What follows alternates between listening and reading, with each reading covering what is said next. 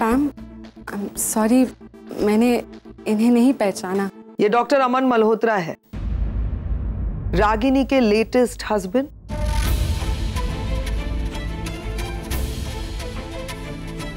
मतलब रागिनी ने दूसरी शादी कर ली है?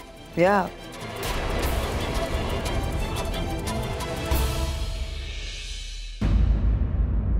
कॉन्ग्रेचुलेशंस रागिनी, तुम एक बहुत अच्छी इंसान हो। आई जस्ट होप तुम्हारी दूसरी शादी तुम्हें वो सारी खुशियाँ जो तुम डिजर्व करती। और हाँ, तुमने जो किया बिल्कुल ठीक। लाइफ में लोग मिलते हैं, लोग बिछड़ते भी हैं, पर लाइफ मूव्स ऑन। और ऐसे में अपने अतीत को भुलाकर जिंदगी के साथ आगे बढ़ने में ही समझदारी है। एग्जैक्टली निवेदिता, यही तो मैं समझाने की कोशिश कर रही थी नील को कि देखो रागिनी कैसे आगे बढ़ गई जिंदगी में, खुश है ना, तो नील को भी तो हक है खुश होने का, उसे भी जिंदगी में आगे बढ़ना चाहिए। मैं तो रोज समझाती हूँ लेकिन वो मानता ही नहीं है, लेकिन अब तुम आ गई हो ना, आई एम श्योर नील अब मानने लगेगा, है ना नील?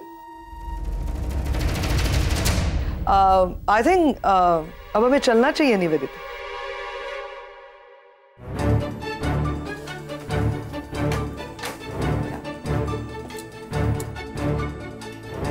नील अब चले?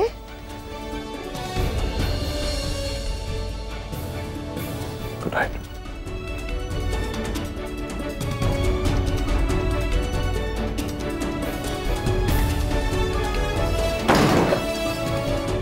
रागिनी, ये निवेदिता उसकी बहन है ना? हाँ माँ। हाय आगम, डिनर कैसा था? डिनर माइंड ब्लोइंग था, इतना अच्छा था कि अब तक बहुत सारे। बाय द वे, तूने डिनर पे क्या पहना था? मैंने क्या पहना था? मैंने केडिया पहना था। व्हाट? रुक रुक रुक दिखाता हूँ। ये गुजराती ट्रेडिशनल आउटफिट केडिया, बहुत कूल है ना? तूने ये पहना था? आई एम श्योर आगम तू बहुत ज्यादा फनी लग रहा होगा। ऐसे लग रहा होगा तूने कोई फ्रॉक पहनी है। ओ हेलो, तू यहाँ पे हंस रही है, वहां पे लड़कियां मेरे स्टाइल पे मर रही थी। और सुन सुन सुन, मेरे पास एक आइडिया है।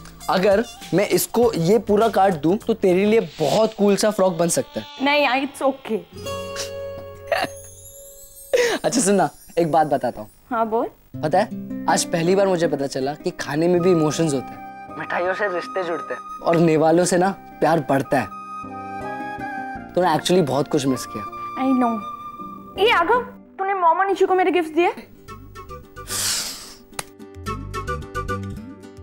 आई एम सॉरी एक्चुअली मैं भूल गया। नहीं, भूल नहीं गया, मेरे को टाइम ही नहीं मिला। आगम मुझे ना तुझ पे अभी फुल डाउट हो रहा है। तूने मेरे गिफ्ट किसी लड़की ओ हेलो, तुझसे ना कोई काम करने की उम्मीद ही नहीं रखनी चाहिए। रणबीर भाई कहाँ है? ओ हेलो रणबीर, वो तो मुझसे भी गया गुजरा है। पता नहीं कितना बोरिंग इंसान है ये, और हमेशा अपनी बहती नाक पूछता रहेगा। छोड़ना आगम, वो जैसा है ठीक है ना, अब क्या कर सकते हैं। अरे बट इतना फर्क, कभी कभी तो मुझे लगता है कि वो हॉस्पिटल में ना एक्सचेंज हो गया होगा।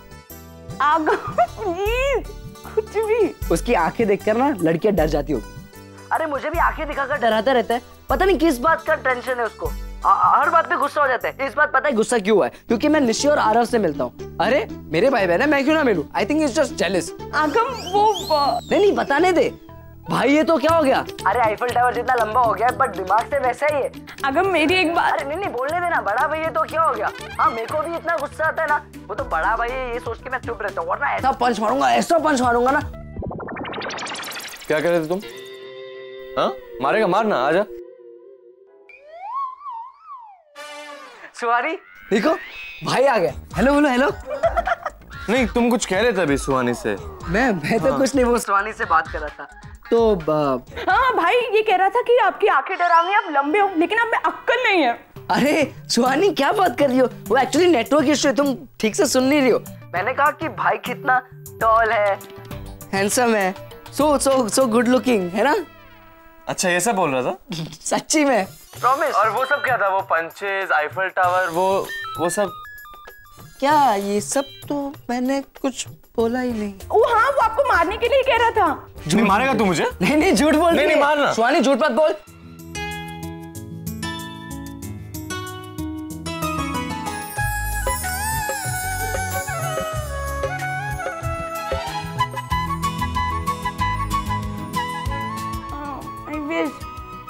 भी वहां होती। तू चिंता मत कर रागिनी, सब कुछ ठीक हो जाएगा। ये सारे एफडीज मिलाकर भी माँ सिर्फ 43,000 ही हो रहे हैं। इससे तो हमारी आधी जरूरत भी पूरी नहीं होगी। कम से कम 2-2.5 लाख का खर्चा है। कहाँ से आएंगे इतने पैसे माँ? रागिनी, जब मैं बीमार थी तब तुमने अपनी सबसे बड़ी एफडी तोड़ी थी। अगर उस वक्त मैं, क्या याद आया, देख तो। माँ इसमें काउंट करके देखो ना कितने हैं। हाँ देखती हूँ।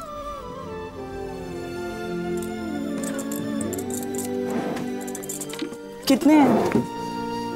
ये 9-9.5 तक है। और मेरे ख्याल से इसमें 2 और एफडीज हैं, मगर ये सब मिलाकर भी माँ 50-60 हजार रुपए से ऊपर नहीं होंगे माँ।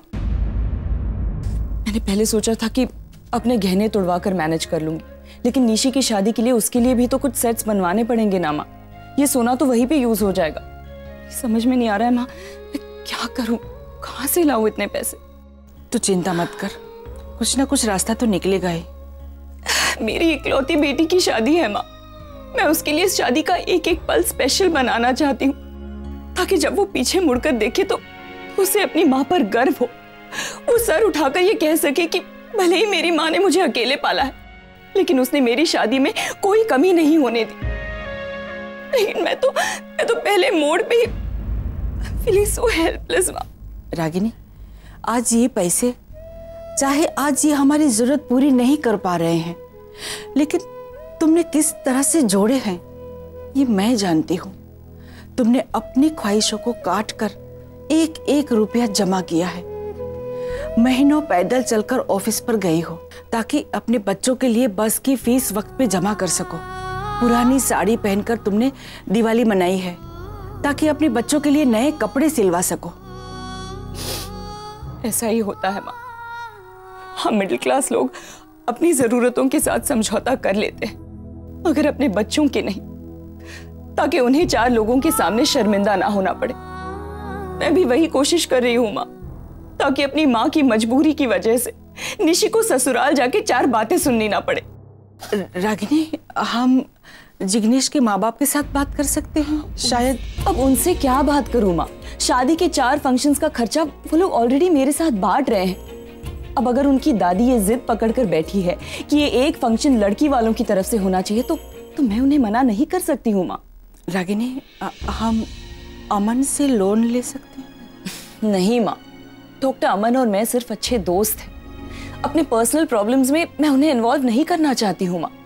कुछ प्रॉब्लम्स मुझे अकेले ही सॉल्व करने होंगे।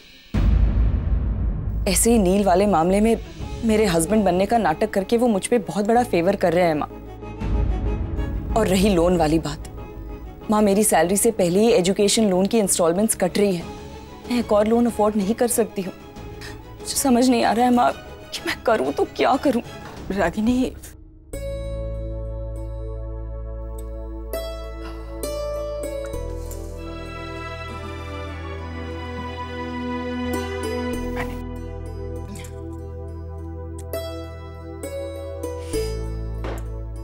रागिनी, एक रास्ता है, नचिकेत से बात करके।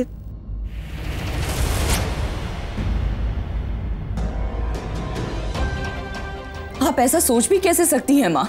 आज तक अपनी जिंदगी में हजारों क्रिटिकल सिचुएशंस का सामना किया है मैंने। अगर नचिकेत की हेल्प लेनी होती तो तब नहीं ले लेती। माँ आप अच्छी तरह से जानती हैं कि मुझे मेरा सेल्फ रिस्पेक्ट अपनी जान से भी ज्यादा प्यारा है, जो मुझे आपसे और पापा से मिला है। आप दोनों ने ही तो मुझे हालातों से लड़ना सिखाया है माँ। और आज आप ही, क्या आपको आज अपनी बेटी पर विश्वास नहीं रहा माँ? ऐसी बात नहीं है बेटा, मैं मर जाऊंगी माँ, लेकिन उसके सामने हाथ नहीं फैलाऊं। मैं समझती हूँ रागिनी, पर कोई ना कोई रास्ता निकल आएगा माँ। कोई ना कोई रास्ता जरूर निकल आएगा। आज तक हर बार भगवान ने मेरा साथ दिया है क्योंकि हर बार मैं सही थी। और मैं जानती हूँ आज भी वो मेरा साथ देंगे क्योंकि आज भी मैं अपनी जगह पर सही हूँ। डिम्पी, तुम कोई होटल जानती हो क्या इस एरिया में? आप एक मिनट। होटल क्यों? तुम होटल में रहोगी? एक्चुअली पैम, घर से निकलने से पहले मैंने रिजर्वेशन किया था। नील से मिलने के लिए इतनी ईगर थी कि एयरपोर्ट से डायरेक्टली रेस्टोरेंट पहुंच गई। नील, आई होप तुम सुन रहे हो।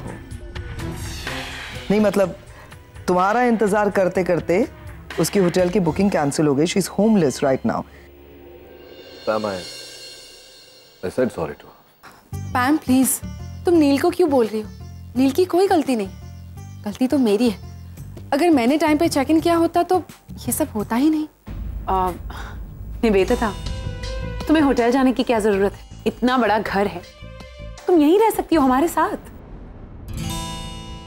That's really sweet of you, Dimple. पर ऑनेस्टली मैं नहीं चाहती कि मेरी वजह से आप सबको कोई भी तकलीफ हो। निवेदिता, किसी फिल्म में सुना था कि अपनों के साथ रहते हैं तो खुशी होती है, तकलीफ नहीं। तो you know what I am saying, कोई तकलीफ नहीं होने वाली यहाँ पर अगर तुम रहोगी तो, है ना नील? और वैसे भी आई एम श्योर नील और हम सब तुम्हें इतनी लेट रात को अकेले जाने भी नहीं देंगे। हाँ,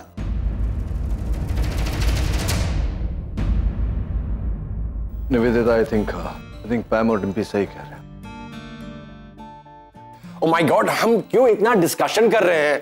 निवेदिता, तुम हमारी फैमिली की तरह हो और फैमिली मेंबर्स होटल में नहीं रहते हैं। सो तुम इस घर में रहोगी और वो भी अपने घर जैसे। डिस्कशन खत्म। Is that clear everybody? एक मिनट करण, डिस्कशन खत्म नहीं हुआ है क्योंकि निवेदिता सच बताओ, तुमने कुछ खाया है? एक्चुअली निवेदिता अगर भूखी है तो उसकी वजह मेरा प्यारा भाई नील है ना नील? नहीं, आई एम श्योर तुम भी जानती हो, you going on saying sorry to Nivedita, और तुम्हारी वजह से वो होमलेस है और शी इज हंग्री। तो क्यों नहीं तुम और निवेदिता दोनों बाहर जाओ डिनर के लिए। अच्छी वाइन होगी, अच्छा डिनर होगा, अच्छी बातें होंगी, कॉम्पेंसेट करने के लिए। हाँ, जैसा तुम्हें ठीक लगे। Thank you.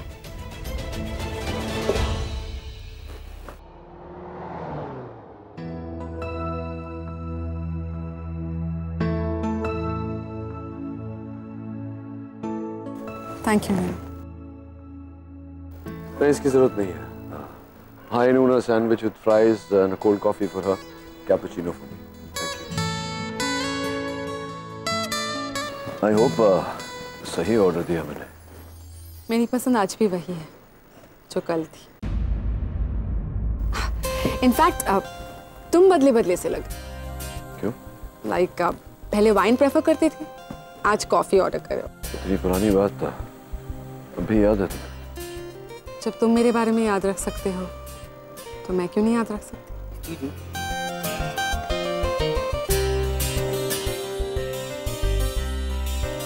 तुमसे जुड़ा हुआ हर पल याद है मुझे, क्योंकि तुम्हारे आने के बाद रूपाली और मेरी जिंदगी कंप्लीटली बदल गई। मेरे लाइफ का बेस्ट पीरियड था। Excuse me, sir. Any spare phone? मैं बताऊं? जिंदगी कैसी है पहेली।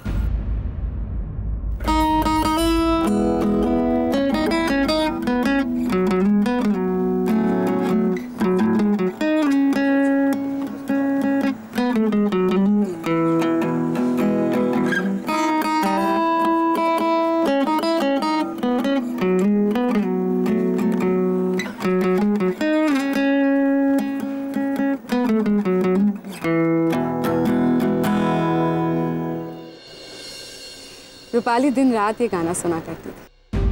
थैंक्स टू यू, तुमने उसे आदत डलवाई थी इस गाने की। हर वो चीज जो तुम्हें पसंद थी उसने अपनी फेवरेट बना ली थी। निवेदिता, ये मेरे और रागिनी की शादी के पहले की बात है। Yes I know.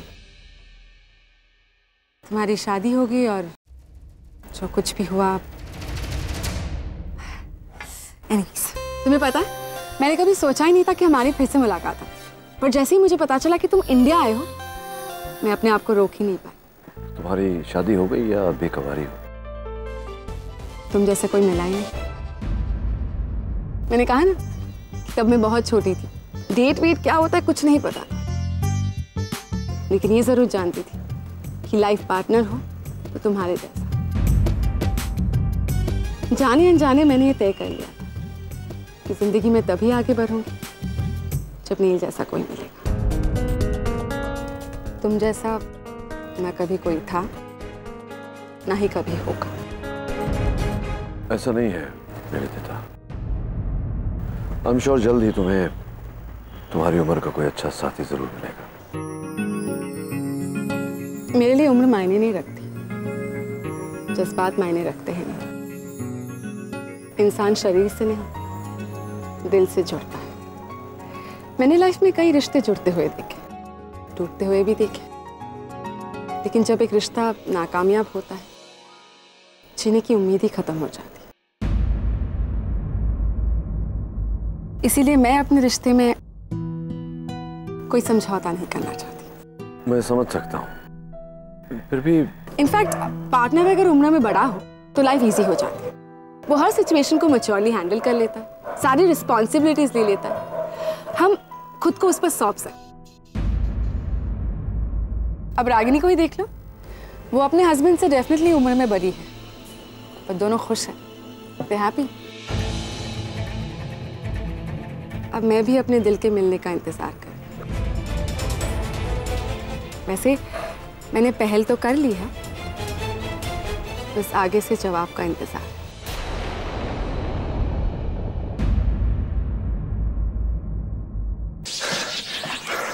Dimpy, Dimpy बस, कितना भगाती हो यार। करण तुम्हारा कुछ नहीं हो सकता। तुम ट्रेडमिल पे 3 मिनट भी नहीं चल सकते, वो भी 3 की स्पीड पर। Just look at you.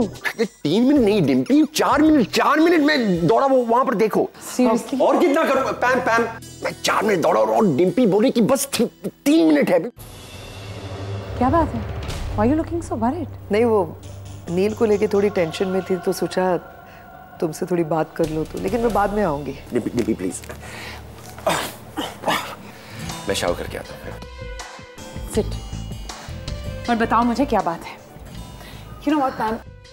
तुम खामखा की स्ट्रेस लेती हो। Why don't you just give Neil some time? 15 साल तो ले लिया ना उसने। हम तीनों जानते हैं डिम्पी। तो फैक्ट इज वो नहीं भुला पाया है रागिनी को। वो आज भी उसी के बारे में सोचता है। डिम्पी वो टूट गया है अंदर से।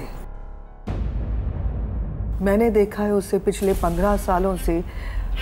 उसके कोई खास दोस्त भी नहीं है वहाँ यूएस में जिनके साथ वो कुछ भी शेयर कर सके। 15 सालों से सिर्फ उसने अपने अंदर नफरत पाली है, घुट घुट के जी रहा है वो। अगर मैं अपने भाई को जानती हूँ ना डिम्पी, तो मैं ये समझ रही हूँ कि वो ये रागिनी की दूसरी शादी को हैंडल नहीं कर पा रहा, इसलिए इस तरह से अजीब सा बिहेव कर रहा है। डिम्पी मेरा कोई नहीं है, मेरे भाई और 3 बच्चों के अलावा। मैं अपने भाई को खोना नहीं चाहती, और वो अगर ऐसे ही स्ट्रेस लेता रहा ना तो हम सब चाहते हैं कि वो जिंदगी में खुश रहे। डिम्पी वो, मुझे याद भी नहीं है वो लास्ट कब हंसा था दिल से। शायद करण के साथ अभी कुछ दिन पहले। उसे भी खुश रहने का हक है यार, कुछ गलत नहीं किया है उसने जिंदगी। बहुत अच्छा इंसान है वो। हम तीनों चाहते हैं ना वो जिंदगी में आगे बढ़े। रागिनी बढ़ गई आगे, अब नील का तो हक बनता है ना कि वो आगे बढ़े। और वो आगे तभी बढ़ सकता है जब निवेदिता उसकी जिंदगी में आएगी। कैसे तैसे तो मैंने उन दोनों को बाहर भेजा है, कन्विंस किया मैंने नील को कि जाओ निवेदिता के साथ डिनर करने। आई होप कि वो निवेदिता के साथ कंफर्टेबल हो। आई होप निवेदिता उसके दिल में उतर जाए। आई होप सब ठीक हो जाए। आई होप मेरा भाई फिर से जीना सीखे। Dimpy relax. Nivedita and Neel. Neel and Nivedita sounds good ना? बहुत अच्छे भी लगते हैं दोनों साथ में। मुझे अच्छे लगते हैं दोनों। वैसे देखा जाए तो निवेदिता का भी कोई नहीं है। उसकी बहन के गुजर जाने के बाद उसके लिए हम लोग ही तो हैं खुश रहने के लिए, है ना? इसलिए सोच रही हूँ कि ये दोनों जुड़ जाए। निवेदिता खास आई है यहाँ पर नील के लिए और बच्चों से मिलने के लिए कोलकाता से। She is only here for 7 days। तुम इन 7 दिनों में मैं चाहती हूँ कि बस सब कुछ ठीक हो जाए, वो दोनों एक साथ हो जाए। I need your help, Dimpy, for this, please. Of course, Pam. Of course, I will help you. मैं भी चाहती हूँ कि नील अपनी जिंदगी में आगे बढ़े। पैम, लेकिन चीजों को अपना वक्त लेने दो, सब ठीक हो जाएगा। हाँ? इतना वक्त नहीं है मेरे पास डिम्पी। डर लगता है फिर आगे नहीं ना आ जाए उसकी जिंदगी में वापस।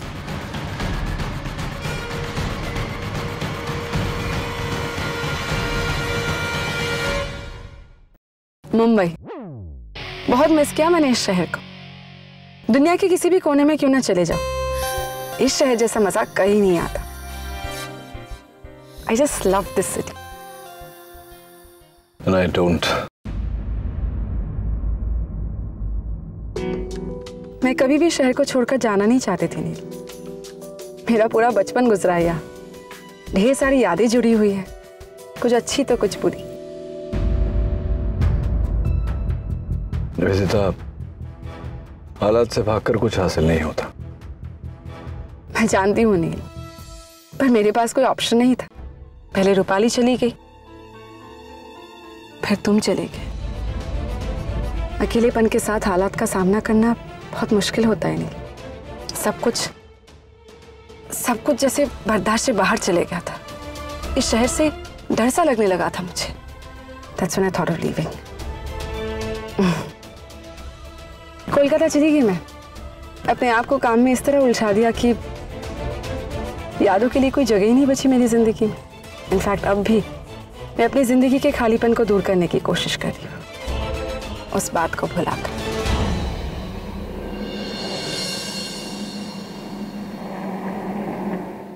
नील, क्या हुआ?